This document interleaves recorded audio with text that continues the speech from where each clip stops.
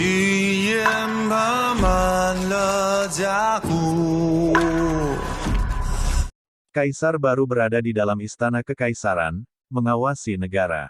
Bahkan ketika pewaris paling kuat dari 3 sekte datang, dia masih tidak diberi sedikit pun wajah. Dia diperlakukan seperti orang biasa. Apakah begitu? Ia datang. Si Hao menerima laporan ini, dan jenderal yang melaporkan mengangguk untuk menyatakan kepastiannya. Kemudian, dia mengulurkan tangan besar yang dipadatkan dari energi drakonik untuk menekan Zhang Six. Bagaimanapun, Zhang Six sangat kuat. Jika dia jauh dari istana kekaisaran, dia akan berada pada level yang sebanding dengan si Hao. Indra spiritualnya luar biasa, dan begitu dia merasa ada yang tidak beres, dia dengan cepat mundur. Dia meninggalkan surat sebelum mundur begitu saja. Si Hao tidak bertindak atau mengejarnya. Dia dengan hati-hati membaca surat itu, dan kemudian dengan gerakan jarinya, itu berubah menjadi debu. 3 sekte bertentangan satu sama lain dan tidak sepenuhnya setuju. Sekte Barat mengirim pewaris mereka yang paling kuat untuk mengirim pesan. Mereka ingin membuat kesepakatan dengannya, dan mereka juga menyatakan pendirian mereka untuk sepenuhnya mendukungnya. Bukankah mereka hanya ingin meminjam kekuatanku? Si Hao tertawa dingin. Surat itu menyebutkan bahwa mereka hanya membutuhkan dukungan kekuatan negara batu di masa depan untuk membantu Sekte Barat menemukan beberapa hal di tanah ini. Si Hao mengirim seseorang untuk menyelidiki berapa banyak pembudidaya dari 3 sekte dan jenis karakter apa yang mengawasi berbagai hal. Segera setelah itu, dia menerima informasi kembali. Jumlah orang yang memasuki kota tidak bisa dianggap sedikit. Namun, ini hanya kekuatan di permukaan. Ada orang-orang kuat yang mengawasi hal-hal di luar ibu kota batu. Mereka tidak memasuki kota dan saat ini sedang mengamati kota kuno ini. Aku ingin benar-benar menekan dan membunuh mereka, tapi ternyata yang datang bahkan bukan ikan besar. Mari kita tunggu sebentar, si Hao berkata pada dirinya sendiri. Ketika beberapa penjaga ini mendengar ini, mereka semua menggigil kedinginan dan berkeringat dingin. Namun, setelah itu, mereka semua membangkitkan semangat mereka. Dalam hati, mereka sangat takut terhadap 3 sekte, tetapi ketika mereka melihat kaisar baru bertindak seperti ini, mereka merasa seolah-olah itu bukan masalah besar. Yang mulia, orang-orang ini telah melakukan kontak dengan beberapa pangeran dan putri. Peng Nine membawa sedikit berita ini. Si Hao tetap diam tanpa mengatakan apa-apa. Peng 9 menghela nafas. Seberapa hebat kaisar sebelumnya. Dia tidak menyerah bahkan terhadap bencana besar, sementara keturunan ini tidak ragu-ragu untuk berkolusi dengan sekte-sekte besar asing untuk merebut tahta. Tentu saja, ada juga beberapa pangeran dan putri yang tetap pantang menyerah dan tegas. Mereka tidak pernah memperhatikan sekte-sekte ini, mereka juga tidak berpartisipasi dalam perebutan kekuasaan untuk gelar kaisar. Saya memberi mereka kesempatan. Saya juga tidak ingin mengambil tindakan, tetapi jika mereka membuat keputusan sendiri, maka mereka tidak dapat menyalahkan siapapun selain diri mereka sendiri, kata si Hao dengan tenang. Penjaga tua Peng Nine menghela nafas. Dia membuka mulutnya, tetapi dia tidak tahu harus berkata apa. Itu benar-benar masalah yang rumit. Ada beberapa pangeran dan putri yang benar-benar bertindak berlebihan. Mereka tidak hanya menjarah perbendaharaan dan menyita teks-teks rahasia kuil hukum, mereka sekali lagi mencoba mengacaukan status Kaisar Si Hao. Di malam hari, seorang pria parubaya tiba di luar kota kekaisaran. Mengumumkan namanya, dia meminta dengan sikap rendah hati untuk bertemu dengan Si Hao. Orang ini mengaku berasal dari Gunung Abadi. Ini benar-benar aneh. Saya pikir mereka dari 3 sekte akan segera mencoba melawan saya, namun mereka semua tampaknya memiliki agenda sendiri, mencoba untuk bertemu secara pribadi dengan saya, kata si Hao pada dirinya sendiri. Saya percaya itu karena Yang Mulia cukup kuat, mampu menekan para bangsawan dari semua sisi dan benar-benar mengendalikan negara batu. Mereka ingin menemukan seorang kaisar manusia yang kuat juga, yang benar-benar dapat membawa kekuatan suatu negara dan membantu mereka dalam menyelesaikan misi mereka, kata Peng Nine. Kalau begitu mereka salah perhitungan. Si Hao tertawa dingin. Ketika pria parubaya dari Gunung Abadi memasuki Istana Surgawi Pusat dan melihat Si Hao yang duduk di atas, dia menghela nafas ke dalam. Batu kecil yang dikabarkan benar-benar menunjukkan kekuatan besar, memancarkan aura Dao kekaisarannya. Kaisar, sebenarnya, Anda dan Gunung Abadi kami memiliki beberapa hubungan yang akrab. Darah Gunung Abadi mengalir melalui tubuhmu. Pria parubaya itu mengatakan ini segera setelah dia berbicara. Dia cukup langsung. Si Hao tampak agak dingin dan terpisah saat dia duduk di atas dan melihat ke bawah ke arahnya. Seluruh istana surgawi berwarna emas, dan energi drakonik meringkuk di dalamnya. Aura itu mencengangkan, dan ada tekanan besar yang diberikan. Identitas pria parubaya itu tidak biasa. Dia adalah seorang bangsawan kuat bernama Qinling. Namun, ketika dia memasuki tempat ini dan melihat pemuda yang jauh lebih muda dari dirinya, dia merasa sangat takut. Dia berkata dengan suara rendah, "Yang mulia, benar-benar ada hubungan darah antara Anda dan klan saya. Dari sudut pandang tertentu, kita harus berhubungan intim, karena kita adalah saudara." Si Hao terus diam. Dia hanya menatap pria parubaya ini. Ada aura martabat tak berbentuk di sekitar Si Hao yang membuat bangsawan ini merasa semakin ketakutan. Dia mulai merasa takut dan gelisah bahwa sesuatu yang buruk akan terjadi. Qinling bahkan merasa seolah-olah itu sendiri agak tak terbayangkan. Batu kecil itu terlalu menakutkan, bukan? Bagaimana bisa seperti ini? Hanya dengan duduk di sana tanpa bergerak dan diam, Kaisar baru sudah membuatnya merasakan tekanan yang mencekik. Hati pria parubaya itu bergetar. Dia buru-buru berbicara sekali lagi, berharap untuk mengubah ketidakpedulian batu kecil dan meringankan tekanan yang dia hadapi. Ayah dan ibumu saat ini berada di Gunung Abadi. Akhirnya, ketika dia melihat ekspresi batu kecil itu, dia menyadari bahwa itu tidak sedingin dan sekeras sebelumnya. Mampu melahirkan batu kecil, ini adalah sesuatu yang sangat dipuji oleh leluhur Gunung Abadi. Qinling dengan sengaja memperlambat topik yang baru saja dia angkat dan tepat waktu memberikan pujian. Kurang ajar. Kamu berani bertindak begitu kasar di depan Kaisar. Peng 9 memarahi. Menyebutnya sebagai batu kecil adalah tindakan menodai reputasi Kaisar manusia. Qinling merasa dirugikan. Dia berasal dari Gunung Abadi, dan identitasnya tidak biasa. Kemanapun dia pergi, dia akan selalu menjadi pusat perhatian dan menerima sanjungan. Namun, ketika dia datang ke sini, dia tidak hanya menerima tekanan menakutkan batu kecil yang terasa seperti beban gunung di kepalanya, dia juga dicaci maki oleh seorang penjaga tua. Itu benar-benar membuatnya merasa jengkel. Si Hao melambaikan tangannya agar Peng Nain mundur. Dengan suara lembut, dia bertanya, "Jika ayah dan ibuku berada di Gunung Abadi, mengapa mereka tidak kembali ke wilayah gurun untuk mencariku?" Meskipun penampilan luarnya tenang, gelombang besar mengaduk dalam dirinya. Ini adalah masalah yang selalu menggerogoti pikirannya. Mengapa orang tuanya tidak kembali mengunjunginya setelah sekian lama? Jika itu di masa lalu, maka jadilah itu. Namun sekarang, namanya telah terguncang di seluruh wilayah gurun, dan setelah pertempuran dua batu, dia percaya bahwa setiap orang di 8 wilayah seharusnya mengenal nama batu kecil. Karena beberapa alasan khusus, mereka saat ini tidak dapat meninggalkan Gunung Abadi. Namun, jika Kaisar menginginkannya, Yang Mulia bisa datang mengunjungi mereka di Gunung Abadi. Qinling melakukan yang terbaik untuk mengungkapkan senyum lembut, membuat dirinya tampak lebih kredibel. Dia takut memprovokasi batu kecil itu. Apakah Gunung Abadi telah memenjarakan orang tuaku? Suara Si Hao menjadi sedingin es, dan pupil matanya seperti belati saat mereka menyapu ke arahnya. Aura yang diberikan benar-benar menakutkan. Qinling gemetar ketakutan. Apakah ini masih ahli tingkat raja? Bagaimana dia bisa begitu menakutkan?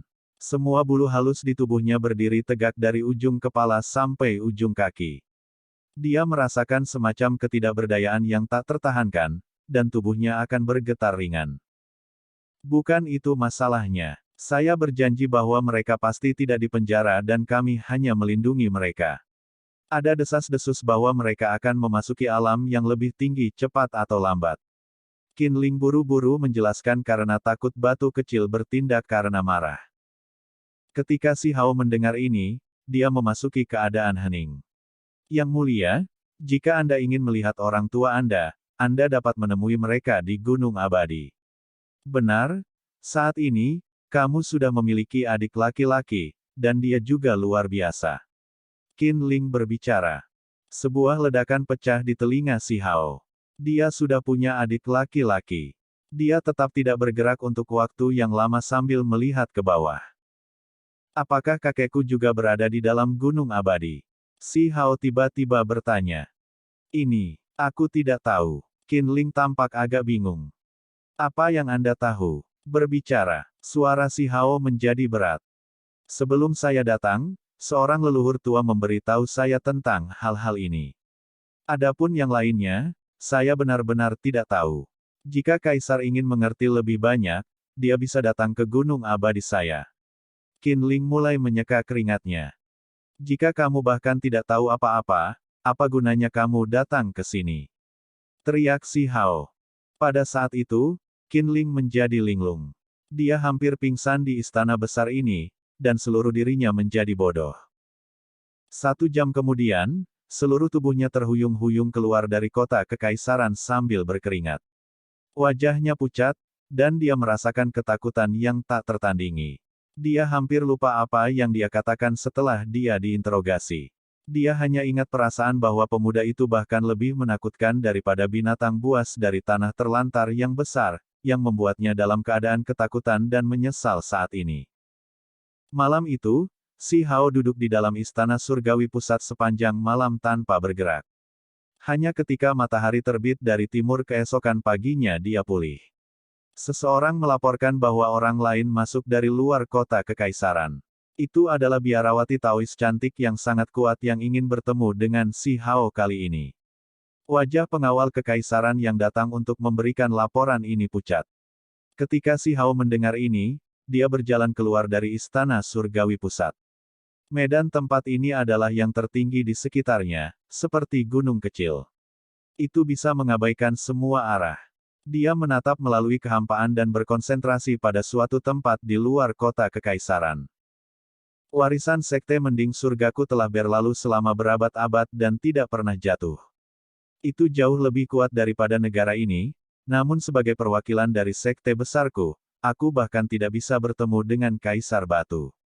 Biarawati Taois setengah baya berbicara dengan dingin. Suaranya membawa semacam penghinaan, tidak mau berbicara lagi dengan sang jenderal. Fluktuasi yang dia lepaskan dari tubuhnya sangat menakutkan, membuat wajah para prajurit di dinding istana kekaisaran menjadi putih. Itu sangat menakjubkan. Laporannya sudah kami buat. Yang mulia akan melihat Anda boleh memasuki istana. Seorang jenderal berbicara. Dia merasa agak gugup dalam hati, karena dia sudah menduga bahwa ini mungkin ahli tertinggi. Dengan status saya, bersama dengan fakta bahwa saya datang untuk mewakili Sekte Mending Surga, bahkan jika itu adalah kaisar sebelumnya dari negara batu, dia harus keluar dan menyambut saya. Suruh anak itu keluar untuk menemuiku. Biarawati Taois setengah baya berbicara dengan dingin. Ini adalah nada suara yang memerintah, nada yang sama sekali tidak menempatkan orang-orang istana kekaisaran di matanya. Ada jenis kesombongan diri, dan bahkan lebih jenis penghinaan. Para jenderal semua tetap di belakang, tentu saja semua setia. Ketika mereka mendengar ini, mereka semua marah. Di antara mereka, salah satu dari mereka berkata, Sekte Mending Surga Anda datang ke negara batu saya untuk menimbulkan masalah, dan sekarang, Anda datang untuk menunjukkan kesombongan Anda lagi. Apakah Anda pikir negara batu saya tidak memiliki siapapun di sini? Kata-katanya sangat sengit, seolah-olah dia tidak merasakan sedikit pun rasa takut. Kamu berani memperlakukanku dengan kasar. Biarawati Taois setengah baya berkata dengan dingin. Kamu berani bertindak begitu kasar di sini. Suara Si Hao terdengar jelas, menyebar dari istana kekaisaran seperti sambaran petir. Batu kecil, apakah kamu berbicara dengan yang hebat ini? Di luar tembok istana kekaisaran, pakaian putih biarawati Taois setengah baya berkibar-kibar. Penampilannya luar biasa, tetapi saat ini, ada ekspresi dingin di wajahnya. Di tangannya ada pengocok ekor kuda. Ekspresi wajah para jenderal di atas tembok kota yang tebal dan besar semuanya berubah. Setelah pertempuran dua batu, batu kecil itu menjadi gelar pujian yang luar biasa. Namun, biarawati Taois setengah baya ini sangat sombong, dan dia merujuknya sedemikian rupa terlepas dari kenyataan bahwa si Hao telah menjadi kaisar manusia. Ini jelas merupakan jenis penghinaan. Nama batu kecil sekarang seperti nama panggilan untuk anak-anak, dan bahkan sebelum dia memanggilnya seorang anak. Biarawati Taois membawa semacam kesombongan, seolah-olah dia tinggi di atas semua orang di sini dan memandang rendah mereka. Biarawati Taois, apakah Anda memprovokasi saya? Suara si Hao terdengar dari dalam istana kekaisaran. Suara yang luar biasa itu membawa gelombang martabat, serta sedikit niat dingin. Batu kecil, mengapa kamu tidak keluar untuk menyambutku? Kata biarawati Taois setengah baya. Biarawati Taois, hentikan kekasaranmu. Jangan berbicara secara acak di depan kaisar. Seorang jenderal dimarahi. Menyebut kaisar baru dengan cara seperti itu jelas merupakan bentuk penghinaan. Banyak jenderal tidak bisa mentolerir ini. Ini adalah kaisar suatu negara dan dia tidak bisa diremehkan seperti ini oleh orang luar. Oh, bukankah seluruh dunia menyebutmu seperti ini? Anda adalah pemuda yang agak luar biasa, jadi saya juga mengakui prestasi Anda. Biarawati Taois setengah baya berkata dengan ekspresi tenang sambil berdiri di depan tembok kota. Kamu berani, seorang jenderal berteriak. Dia memerintahkan semua orang untuk mengangkat busur hitam besar di tangan mereka. Sebuah panah unik dengan bulu khusus dan kepala panah merah yang berputar dengan cahaya ditambahkan kehaluan. Itu bersinar dengan simbol brilian khusus. Ini adalah panah penghancur jiwa yang khusus digunakan untuk menangani para pembudidaya yang kuat. Itu bisa meledakkan binatang buas dan membunuh bangsawan. Tidak banyak dari panah ini, tetapi begitu mereka dilepaskan, langit dan bumi akan kehilangan warna. Seorang tamu terhormat muncul, namun kalian semua mengabaikan kehadiranku dan mengarahkan panah ke arahku. Apakah Anda memaksa saya untuk bertindak membela diri? Biarawati Taois itu berbicara dengan dingin. Dari tempatnya berdiri, untaian demi untaian kabut putih muncul, mengelilingi tubuhnya. Ada jenis fluktuasi yang sangat kuat di sekelilingnya. Aura ahli tertingginya ditampilkan sepenuhnya, dan hanya dalam beberapa saat, dunia mulai bergetar hebat sebagai tanggapan. Orang-orang di tembok kota semua terkejut.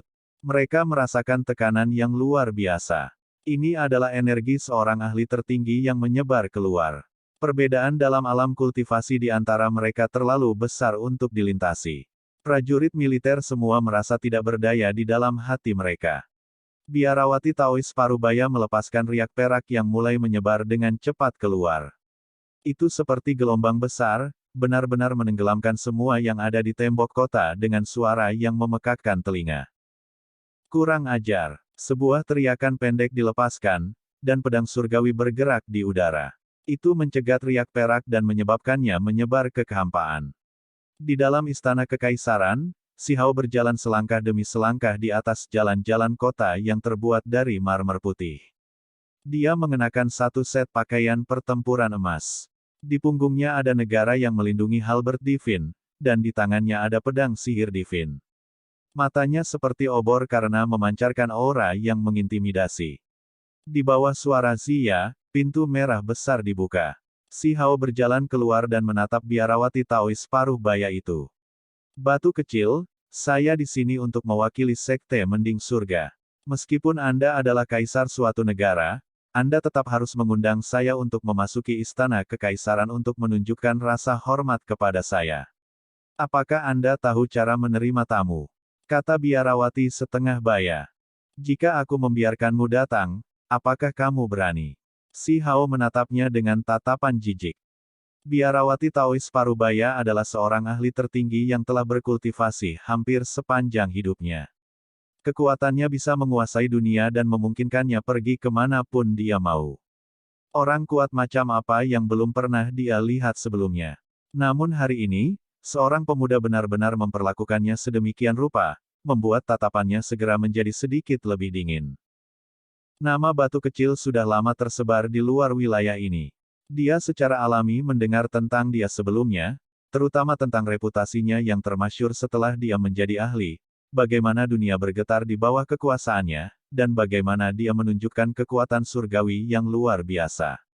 Namun, dia terus mempertahankan kesombongannya, karena pihak lain terlalu muda, sementara dia sudah menjadi ahli tertinggi selama lebih dari 100 tahun. Untuk bisa menjadi kaisar suatu negara di usia yang begitu muda benar-benar tidak mudah. Meskipun kata-kata Anda mengandung keyakinan, jangan lupa bahwa dunia ini luas dan ada banyak orang yang mampu di luar sana. Anda harus menunjukkan rasa hormat, terutama ketika menghadapi generasi yang lebih tua, kata biarawati Dawis paruh baya itu. Dan aku ingin kau mengajariku ini. Kata-kata si Hao singkat. Ekspresi biarawati Taois setengah baya berubah. Sejak awal, pemuda ini tidak pernah banyak bicara. Ini adalah jenis arogansi dari keberadaannya. Dia benar-benar memperlakukannya dengan jijik saat berbicara. Anak muda, kamu terlalu tidak terkendali. Saya seorang ahli tertinggi, jadi bahkan kaisar suatu negara tidak dapat bertindak begitu kasar, apalagi orang seperti Anda yang posisinya bisa berantakan kapan saja. Beraninya kamu bertindak begitu sombong. Biarawati Taois Parubaya itu memarahi. Tidak mampu refleksi diri, dan Anda berani memperlakukan saya dengan tidak hormat seperti itu. Jika Anda ingin mati, maka saya akan membantu Anda. Jika tidak, maka tersesat. Si Hao dengan dingin berbicara. Lupakan para jenderal di tembok kota yang tercengang, bahkan wajah biarawati Dawis setengah baya menjadi pucat. Ini terlalu langsung, tidak memberinya wajah apapun. Dia langsung menyerangnya. Ketika semuanya dikatakan dan dilakukan, kaisar manusia muda ini masih sangat tenang, tidak memperlakukannya seperti sesuatu yang penting sama sekali. Jenis sikap ini secara alami membuatnya marah. Si Hao sebenarnya mengambil inisiatif untuk mengambil tindakan. Pedang di tangannya mengalir dengan cahaya, bersinar seperti air jernih dan bintang jatuh, tetapi pada saat yang sama, pedang itu juga memiliki kualitas mengamuk yang luar biasa saat menebas biarawati Taois Parubaya. Hanya junior formation arangemen realem, namun kamu berani bertindak begitu ceroboh. Biarawati Taois Parubaya itu berteriak. Dia mengulurkan tangannya dan menunjukkan. Garis cahaya perak muncul, segera menghadap garis energi pedang itu. Sebuah bintang besar sepertinya meledak di antara keduanya. Langit dan bumi menjadi kacau, dan gelombang kejut gila melonjak. Untungnya, energi drakonik tak berujung melonjak dari samping, mengunci tempat ini. Kalau tidak, ibu kota kekaisaran pasti akan meledak. Bagaimanapun, serangan biasa dari seorang ahli tertinggi akan cukup untuk memindahkan gunung dan mengeringkan laut. Biarawati Taois Parubaya itu jelas terkejut. Seorang pemuda berusia 15 tahun benar-benar memblokir serangannya. Kekuatan macam apa ini? Dia gemetar dalam hati. Ini tidak masuk akal. Anda harus memahami bahwa dia adalah seorang ahli tertinggi yang dijunjung tinggi. Bagaimana kekuatan manusia bisa melawannya? Pada saat ini, si Hao sudah berjalan, meninggalkan istana kekaisaran. Seluruh tubuhnya dikelilingi oleh aura drakonik yang tebal. Helai demi helai naga surgawi yang tebal mengelilinginya. Itu sangat mengejutkan. Membunuh. Jari biarawati Taois Parubaya itu seperti pisau, dan di ujung jarinya, seberkas cahaya perak terbang keluar. Itu membentuk-bentuk pisau dan dengan cepat membesar hingga beberapa ratus zang panjangnya sebelum menyapu dengan maksud penghancuran total. Pedang emas di tangan si Hao tersapu. Cahaya yang dihasilkannya benar-benar menyilaukan, seperti matahari yang mekar. Itu bertabrakan dengan sinar pedang perak, dan gelombang kejut kuat lainnya muncul, menyebabkan seluruh dunia bergetar sebagai tanggapan. Energi bilah perak dipotong terbuka dan tersebar ke dalam kehampaan. Energi drakonik kekaisaran. Biarawati Taois Parubaya itu berkata dengan lembut. Matanya berkedip dengan cahaya, mengungkapkan keterkejutannya yang dalam. Sudah berapa hari, batu kecil itu konyol, memadatkan energi nasib suatu negara dan menangkap jenis kekuatan misterius ini. Kalau tidak peduli seberapa mengejutkannya dia, masih tidak mungkin baginya untuk bertarung melawan seorang ahli tertinggi. Tidak pernah dalam sejarah seorang pemuda berusia 15 tahun memiliki kekuatan untuk menghadapi seorang ahli tertinggi. Jadi bagaimana jika kamu memiliki energi drakonik Dao Kekaisaran? Anda baru saja mulai memahaminya. Anda masih menggunakan daya eksternal pada akhirnya. Perhatikan bagaimana aku menekanmu. Biarawati Taois Parubaya itu sangat mendominasi. Tangannya bersinar, dan mengacungkan pengocok ekor kuda. Garis cahaya perak meletus. 3.000 benang perak dengan cepat keluar, turun dari segala arah seperti tali untuk mengikat pemuda itu. Weng, pedang Si Hao bergerak. Pedang ajaib emas dengan lembut bergetar dan mengeluarkan suara gemuruh. Kemudian, di sekelilingnya untaian energi warna-warni yang menguntungkan berkembang. Energi pedang terbang keluar dan melonjak ke depan seperti pelangi. Memekakkan telinga Kengkiang suara terdengar. Semua benang diiris terpisah oleh energi pedang. Tabrakan sengit pecah di antara keduanya, dan cahaya yang mengejutkan dunia meletus. Langit tertutup cahaya, dan seluruh kota kekaisaran mulai bergoyang. Satu-satunya hal yang patut disyukuri adalah ada formasi di sini. Mereka semua terbuka, dan energi drakonik kekaisaran melonjak, menjebak semua arah dan menghalangi fluktuasi ini. Jika tidak, hasilnya akan terlalu mengerikan untuk dibayangkan. Kamu perempuan tua hanya berjumlah sebanyak ini, namun kamu berani bertindak begitu arogan di sini. Si Hao bertanya. Biarawati Taois Parubaya juga dianggap tampan. Dia praktis tak terkalahkan di dunia ini, dan ketika dia masih muda, dia mempesona seluruh wilayah. Sebagai murid dari Heaven Mending Sekte, kemanapun dia pergi, dia akan selalu menerima kesopanan dari orang lain. Ini adalah bagaimana dia menjalani seluruh hidupnya, karena dia adalah individu yang luar biasa. Tapi hari ini, dia diperlakukan dengan kata-kata dingin oleh seorang pemuda. Pemuda ini tidak menganggapnya serius sama sekali, membuatnya merasa sangat marah. Meskipun dia sudah berkultivasi selama lebih dari 100 tahun, dia masih merasa sulit untuk menenangkan diri. Junior, aku di sini untuk mendisiplinkanmu dan mengajarimu cara menghormati yang lebih tua. Dia berteriak. Hanya dalam sepersekian detik, dua pelangi surgawi yang mengejutkan bergegas ke awan. Mereka akan bertarung di langit. Angin panik dan buruk meraung saat mereka bergerak. Petir menyambar dan guntur menggelegar. Semua jenis pemandangan yang brilian dan beragam bisa dilihat di atas. Kedua ahli mengambil tindakan, memicu adegan menakutkan ini. Semua orang di ibu kota kekaisaran menjadi kewalahan dengan keterkejutan. Jantung mereka berdetak kencang dan mata mereka terpesona saat mereka menyaksikan. Bahkan pikiran mereka terasa seperti akan runtuh karena tekanan. Apakah ini yang dimaksud dengan menjadi ahli tertinggi? Jenis energi ini terlalu menakutkan. Setiap gerakan acak dapat dengan mudah menghancurkan gunung atau menggeser lautan. Yang lebih mengejutkan adalah bahwa kaisar baru ini sangat kuat. Usianya hanya sedikit lebih dari 10, namun dia bisa berurusan dengan individu yang kuat dari Sekte Mending Surga. Itu benar-benar tak terbayangkan. Di dunia kultivasi, jenis bakat bawaan ini benar-benar dapat menakuti seseorang sampai mati. Dia benar-benar mampu bertarung dalam jarak dekat melawan seorang ahli tertinggi pada usia 15 tahun, membuat orang banyak tercengang. Hal ini terutama berlaku untuk pembudidaya tiga sekte. Tidak satu pun dari mereka tidak merasa ngeri. Garis cahaya pedang melintas. 3.000 benang perak berkibar. Kocokan ekor kuda diiris terpisah, dan jelas bahwa biarawati Taois setengah baya menderita kerugian. Dia berada pada posisi yang kurang menguntungkan, membuat banyak orang sangat terguncang. Apa yang sedang terjadi? Batu kecil itu sekuat ini. Dia seharusnya belum memasuki alam pakar tertinggi. Ini adalah energi drakonik kekaisaran. Lihat, di sekelilingnya, ada banyak naga surgawi yang melingkar. Mereka mengalir tanpa henti dari istana kekaisaran untuk dia gunakan. Wajah para pembudidaya tiga sekte menjadi tidak menyenangkan. Mereka semua melihat ke arah langit. Di mana Yue Chan? Biarawati Taois setengah baya akhirnya tidak bisa menahan diri lagi. Dia tidak pernah berpikir bahwa dia harus tetap bertahan saat bertarung melawan Si Hao dan berada dalam kondisi yang lebih rendah. Alasan utama kunjungannya ke istana kekaisaran adalah untuk menanyakan keberadaan peri Yue Chan. Awalnya, dia ingin mengambil inisiatif untuk menunjukkan beberapa intimidasi, namun pada akhirnya, itu menjadi jalan buntu. Dia benar-benar tidak bisa menggerakkan batu kecil itu. Merendahkan diri dan mohon kaisar ini.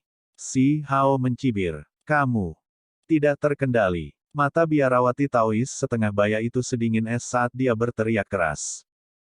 Tiba-tiba, langit dan bumi menjadi kacau. Pedang ajaib di tangan si Hao bersinar, dan fluktuasi surgawi mulai berkembang biak. Jenis aura ini menekan semua getaran di dalam kota dan membuat mereka tiba-tiba merasakan dorongan untuk berlutut. Biarawati Taois Parubaya itu berteriak pelan. Sebuah cangkang kura-kura hitam muncul dari tangannya. Ini melepaskan cahaya gelap yang berkobar dengan marah. Itu juga memiliki jenis aura besar yang sakral dan bermartabat. Sebuah suara keras terdengar. Retakan muncul di kulit kura-kura hitam. Setelah diretas oleh pedang sihir emas, itu bergetar hebat. Kemudian, ia dengan liar menyerap esensi spiritual dunia dan terus terbang mundur. Perisai hitamku. Biarawati Taois setengah baya berteriak keras. Matanya penuh dengan rasa sakit. Ini adalah artefak magis paling berharga yang dia peroleh dari Sekte Mending Surga dan dikenal kokoh dan abadi. Itu ditinggalkan oleh kura-kura tua surgawi, namun retakan benar-benar muncul di atasnya. Tatapan si Hao mengintimidasi. Dia mengacungkan pedang ajaib emas. Cahaya pedang memenuhi dunia ini, dan cahaya pelangi menyapu ke segala arah. Salah satu lengan biarawati Taois setengah baya itu jatuh. Cahaya berdarah bergegas tinggi ke langit. Dia melepaskan teriakan keras, dan matanya penuh kejutan. Dia sebenarnya terluka oleh pemuda ini. Biarawati Taois setengah baya berbalik untuk melarikan diri, dengan cepat melarikan diri ke kejauhan. Kekuatan pihak lain melebihi harapannya, dan jika dia terus bertarung, kemungkinan besar dia akan jatuh di sini. Bukankah kamu datang untuk mencelaku? Mengapa kamu melarikan diri dengan cara yang cemas? Suara si Hao bergema di langit. Untuk seorang ahli tertinggi, melarikan diri sudah merupakan hal yang sangat memalukan. Ini bahkan terjadi setelah menderita kekalahan di tangan seorang anak muda yang baru berusia 10 tahun, yang membuatnya semakin malu. Sekarang, dia sekali lagi diejek olehnya, membuatnya benar-benar ingin berbalik dan mempertaruhkan semuanya. Bagaimanapun, hidupnya adalah yang paling penting. Karena dia sudah kalah, jika dia berbalik untuk bertarung lagi, dia pasti harus membayar harga yang menyakitkan. Untungnya, dia memiliki lengannya yang hilang di tangan. Dengan menekannya pada lukanya dan menerapkan beberapa obat spiritual, itu harus dipulihkan tanpa masalah. Cahaya pedang emas meretas, merobek langit. Itu sangat menembus dan membutakan, dan di bawah mata semua orang di ibu kota kekaisaran, itu tampak seperti kilatan petir yang tak tertandingi. Namun, di mata biarawati Taois setengah baya, itu seperti rantai dewa kematian. Itu hampir menangkapnya. Dia membuka mulutnya, dan setelah memuntahkan seteguk darah, dia menyalakan semua energi esensinya dan meningkatkan kecepatannya. Ketika dia pertama kali datang, dia sangat arogan, memanggilnya batu kecil dan membawa sikap tinggi dan menyendiri saat dia memandang rendah semua negara batu. Namun sekarang, dia dalam keadaan yang menyedihkan, membuat banyak orang menghela nafas. Hidup benar-benar penuh dengan perubahan. Bahu biarawati Taois setengah baya mengalir dengan darah. Dia telah mengubah arah beberapa kali, dan dia akhirnya lolos dari pedang ini dengan susah payah. Namun, pemuda di belakangnya terlalu kejam. Dia mulai melepaskan serangan pedang lagi dan lagi, mengirimkan energi pedang yang menembus ke langit. Cahaya warna-warni emas mekar, menyilaukan dunia ini. Seolah-olah bunga teratai yang sangat besar dan menakutkan mekar dan menutupi dunia ini. Cahaya pedang ini terbang di atas garis demi garis. Meskipun dia meningkatkan kecepatannya dan terus mengubah arah, masih sulit baginya untuk menghindari semuanya. Salah satu dari mereka bergemuruh dan bergegas ke arahnya seperti naga sejati. Cahaya keemasan yang gemerlap mekar tanpa batas, bergegas ke punggungnya, membuat bulu-bulu halus di tubuhnya berdiri. Sudah terlambat untuk bergeser ke arah lain, karena area lain juga tenggelam dalam cahaya pedang. Cahaya gelap berkedip. Dia mengeluarkan kulit kura-kura lagi. Itu mengalir dengan banyak simbol untuk melindungi tubuhnya. Ini ditinggalkan oleh kura-kura tua surgawi dan sangat sulit. Itu adalah item pertahanan yang tiada taranya, salah satu harta yang paling penting dari Heaven Mending Sect. Namun, setelah pancaran pedang turun, pancaran kulit kura-kura dengan cepat meredup. Lebih banyak retakan muncul, dan sepertinya akan segera dihancurkan. Ketika seberkas energi pedang turun, suara yang tajam dan jernih terdengar. Aura cangkang kura-kura sangat mencengangkan, dan itu benar-benar mulai menyala dengan cahaya. Harta karun itu meledak, berubah menjadi ratusan pecahan sebelum terbang ke segala arah. Itu dihilangkan dari dunia ini begitu saja. Biarawati Taois Parubaya itu mengeluarkan teriakan keras, merasa sangat menyesal. Ini adalah artefak magisnya yang paling berharga, namun masih tidak bisa bertahan melawan pedang ajaib emas itu. Itu membuatnya sangat ketakutan. Dia membuka mulutnya dan memuntahkan darah.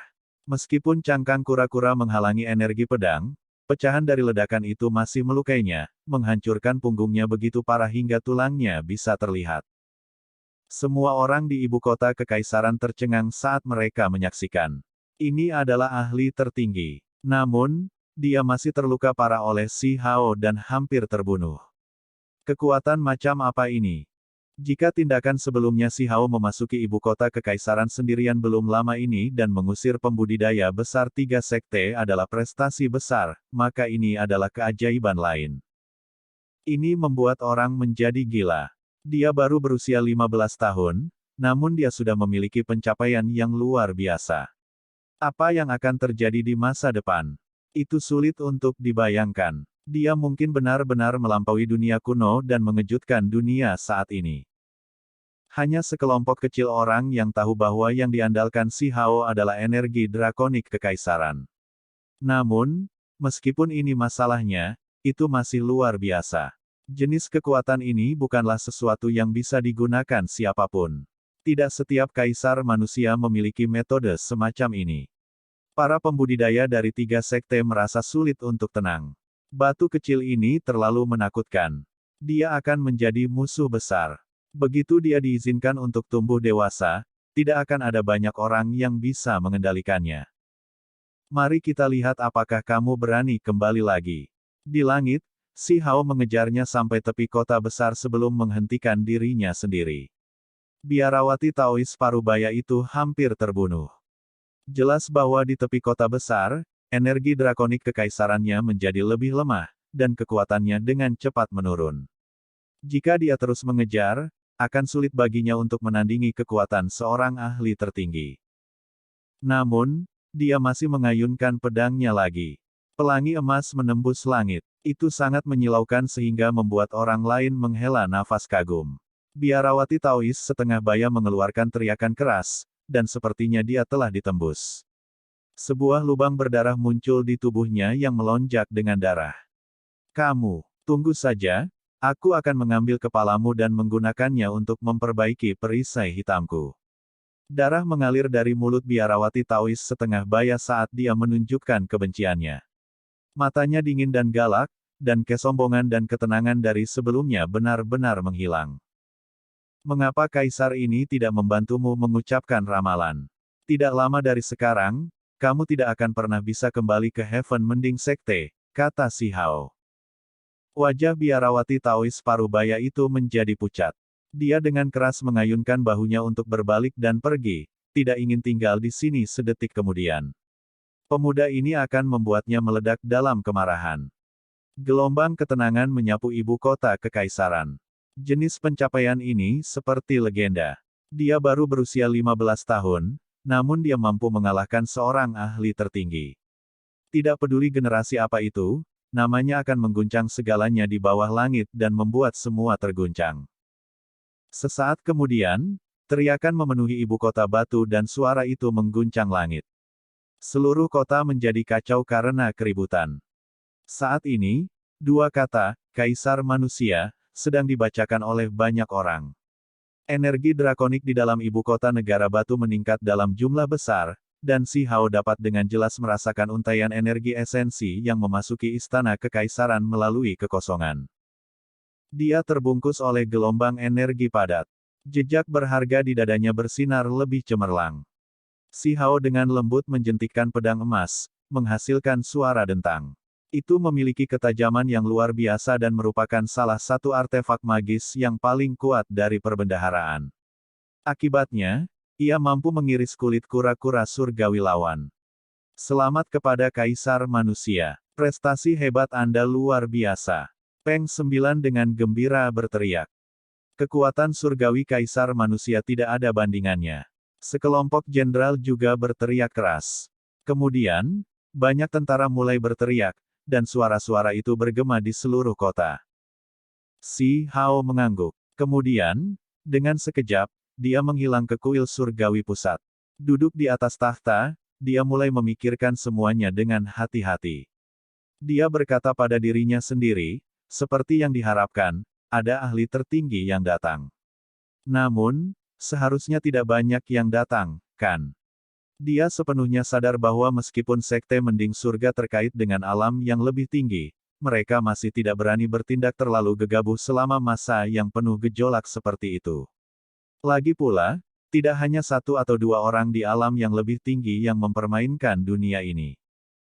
Sangat mungkin bahwa ada orang-orang yang juga menargetkan tempat-tempat seperti Sekte Mending Surga, seperti faksi-faksi yang memusuhi mereka.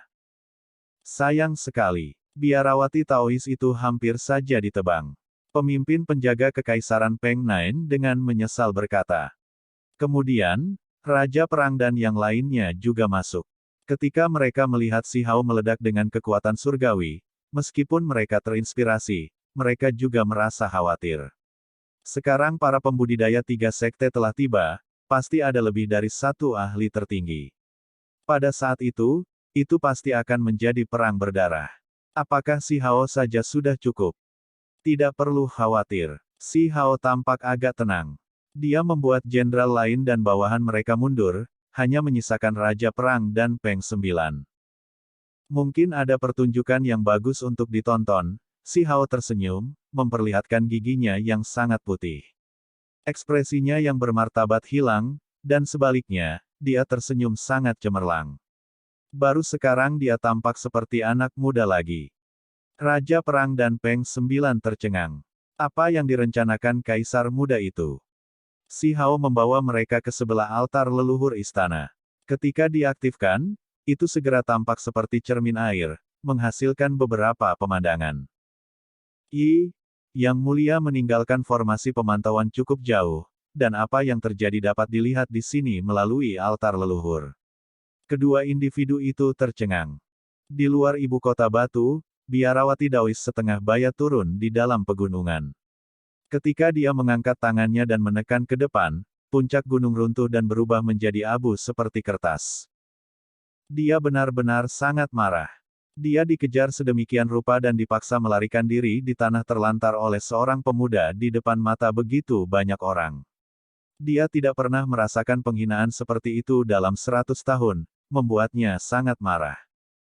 Ada sebagian dari ahli tiga sekte yang memasuki kota, tetapi masih banyak yang tersisa di luar. Yang sangat kuat semuanya tersembunyi di dalam pegunungan. Setelah kembali ke markas Heaven Mending Sekte, Biarawati Tao itu membungkus lukanya dan minum secangkir teh sebelum menutup matanya untuk bermeditasi. Hanya setelah waktu yang lama berlalu dia melepaskan napas. Dia akhirnya bisa tenang. Dia bertanya kepada murid-murid klannya, apakah ada petunjuk tentang Yue Chan? Melapor ke Tuan Leluhur. Kami telah mencari dan menemukan tempat yang seharusnya menjadi lokasi di mana junior Yue Chan menghilang. Tempat itu telah berubah menjadi sebidang tanah yang hancur, dan ada jenis energi surgawi yang berfluktuasi. Ada murid muda laki-laki dan perempuan yang datang untuk memberikan laporan. Mereka semua memiliki bakat yang luar biasa. Kalau tidak, bagaimana mereka bisa memasuki Sekte Mending Surga? Bakat bawaan Yue Chan tidak ada bandingannya, dan dia juga berasal dari alam yang lebih tinggi. Kita tidak bisa kehilangan dia, atau tidak ada yang bisa memikul tanggung jawab. Biarawati Taois Parubaya itu mengerutkan kening. Kemudian, Dia berdiri dan berkata, saya pribadi akan melihatnya. Mungkin aku akan menemukan sesuatu. Danau itu mengering dan telah lama terbelah menjadi 4 bagian. Puncak gunung juga runtuh. Tempat ini compang camping. Tempat ini sepertinya disambar petir, meninggalkan tanah hangus. Selain itu, ada banyak batu raksasa, seolah-olah jatuh dari langit. Biarawati Taois setengah baya secara pribadi bergegas. Ketika dia melihat adegan ini, dia sangat tersentuh. Sisa-sisa formasi petir formasi surgawi penghancur. Ini diatur oleh Yue Chan. Masih ada kekuatan surgawi yang berfluktuasi. Seperti yang diharapkan, itu benar-benar menakutkan. Segera setelah itu, dia bingung lagi. Bahkan jika batu kecil itu sangat berbakat, akan sulit bahkan baginya untuk lolos dari kematian dalam situasi berbahaya seperti ini. Mengapa dia masih hidup dan peri Yue Chan menghilang? Dia penuh dengan kecurigaan. Memimpin beberapa murid, dia dengan hati-hati mencari di sekitar. Dia melepaskan kehendak surgawi yang kuat untuk merekonstruksi adegan masa lalu. Ini agak aneh. Ada apa di sana? Biarawati Taois setengah baya tergerak ke dalam setelah merasakan sesuatu. Di dalam istana kekaisaran, Si Hao tersenyum sangat gemilang. Giginya yang berkilau mengalir dengan kilau putih saat dia berkata, Kaisar telah membuat ramalan.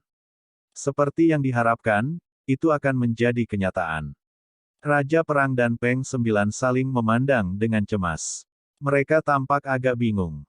Ada pertunjukan yang bagus untuk ditonton. Si Hao tersenyum sangat bahagia. Tiba-tiba, sejumlah besar cahaya muncul dari bumi yang hangus. Itu sangat menakutkan, segera menenggelamkan daerah itu. Biarawati Taois setengah baya berteriak keras dan melakukan semua yang dia bisa untuk melawan. Dia menggunakan semua energi ahli tertingginya untuk menyerang balik. Namun, terlepas dari kenyataan bahwa dia berjuang dengan semua kekuatannya, sulit baginya untuk melepaskan diri.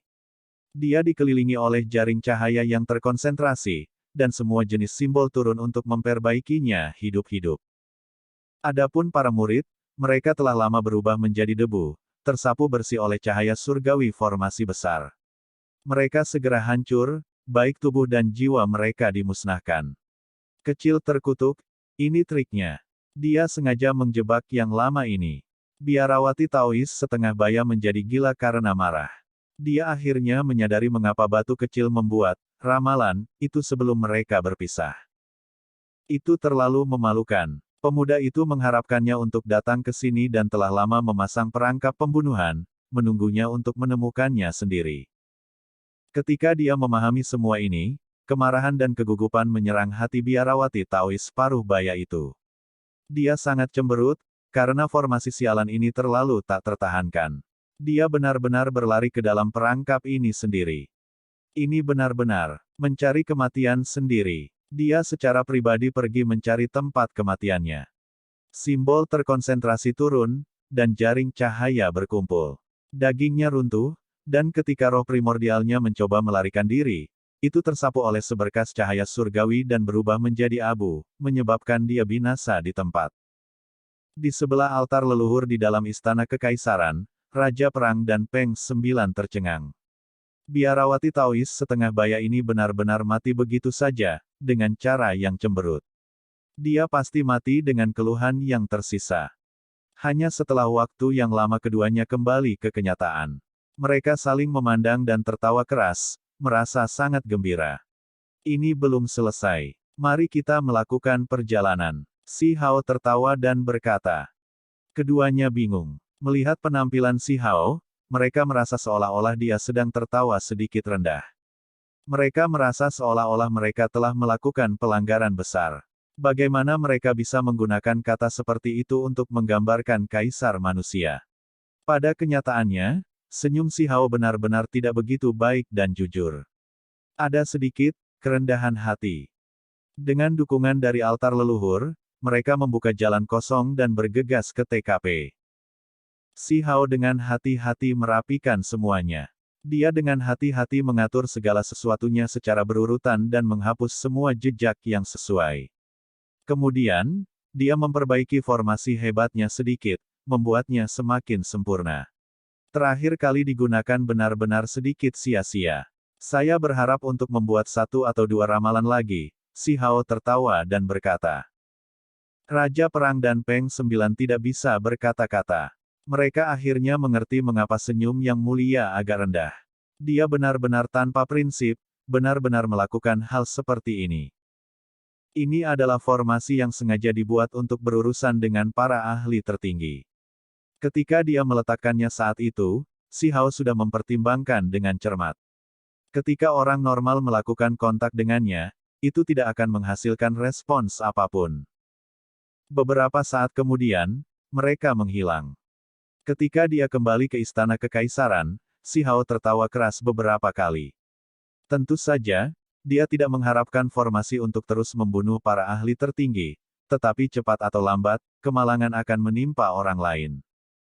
Yang Mulia, para pembudidaya dari 3 sekte di luar mulai bergerak secara tidak normal. Ada ahli tertinggi yang telah melepaskan aura mereka. Bukan hanya 1, dan mereka akan memasuki ibu kota batu. Seseorang datang untuk memberikan laporan. Di dalam istana surgawi pusat, suasana segera menjadi bermartabat. Tidak penting. Anda boleh pergi. Si Hao mengangguk. Ekspresi Raja Perang dan Peng Nine tidak terlalu bagus untuk dilihat. Jika 3 sekte akan melakukan invasi skala besar, maka situasinya akan sangat buruk. Apa yang kalian berdua takutkan? Kita seharusnya bahagia sebagai gantinya. Si Hao tertawa keras dengan cara yang sangat gembira. Dia menunjuk ke arah istana kekaisaran yang sangat besar dan berkata, formasi besar telah lama diperbaiki dan bahkan diubah, dan sekarang hanya menunggu mereka berlari ke dalam. Saya benar-benar berharap mereka mengirim beberapa ahli tertinggi lagi. Membunuh 2 atau 3 saja agak membosankan. Raja Perang dan Peng Sembilan saling memandang. Mereka benar-benar tidak tahu harus berkata apa, tetapi setelah itu, mereka juga tidak bisa menahan tawa. Film pun berakhir.